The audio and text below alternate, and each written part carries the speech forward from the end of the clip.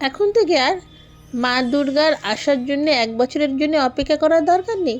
পুজো দিতে ইচ্ছে হলেই চলে যান সূর্যেশ্বরনগর দুর্গাধাম খড়দা।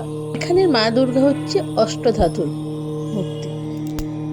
সত্যি বলছি, অপূর্ব সুন্দর মায়ের মূর্তিটা দেখলে দু চোখ ভরেই যাবে। আমি মহুয়া আবার চলে এসেছি বন্ধুরা আর একটা নতুন ভিডিও দিয়ে।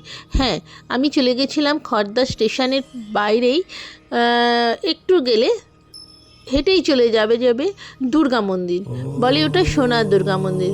সত্যি ওটা মাস্টারদা সূর্য সেন নগরের এই যে সামনে মূর্তি আছে, 3 দিকে রাস্তা আর সামনেই মন্দিরটা, সামনেই চোখে পড়বে, খুব সুন্দর।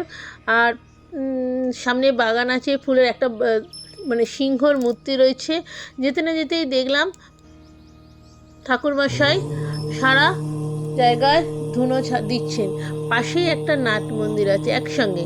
এই মন্দিরে একমাত্র এইখানেই নাট মন্দিরে কালী পুজোর দিন কালী পুজো আর তার সঙ্গে মা দুর্গার পুজো হয়।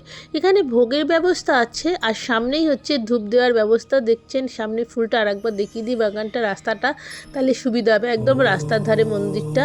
আর এখানে ভোগের ব্যবস্থা আছে। সকালবেলা পুজো হয়, সকাল ভোরবেলা থেকে 12টা পর্যন্ত, আর দুপুর বিকেলবেলা সন্ধেবেলা 5টার পরে পুজো হয়। আর যদি পুজো দিতে ইচ্ছে থাকে তাহলে পুজো কিনে নিয়ে আসলেই সেখানে দেওয়া যায়। ভোগ নেওয়ার জন্যে সকাল 1টার সময় ভোগ দেওয়া হয়, কিন্তু সকালবেলায় গিয়ে নাম লিখিয়ে টাকা জমা করে আসতে হয়। আর খড়দা স্টেশনের সামনে দুর্গা মন্দির, সোনার দুর্গা মন্দির বলে, কিন্তু পুরোটাই ভিতরে। আর খুব সুন্দর শান্ত মা দুর্গার রূপ। পাশে লক্ষ্মী সরস্বতী গণেশ কার্তিক সবাইকে নিয়ে মা আছে, গোপালও আছে, চারিদিকে মহাদেব রয়েছে। আপনি যদি বসে ভোগ খেতে চান তারও ব্যবস্থা আছে, কিন্তু আগে লিখিয়ে আসতে হবে। আর পুজো দেওয়ার জন্যে সামনেই বাইরে মিষ্টির দোকান, ফল, স্টেশনের ধারে যেহেতু সবই পাওয়া যাবে। তাই আর কেন দেরি করছেন, চলে আসুন মা দুর্গার মন্দিরটা দর্শন করতে।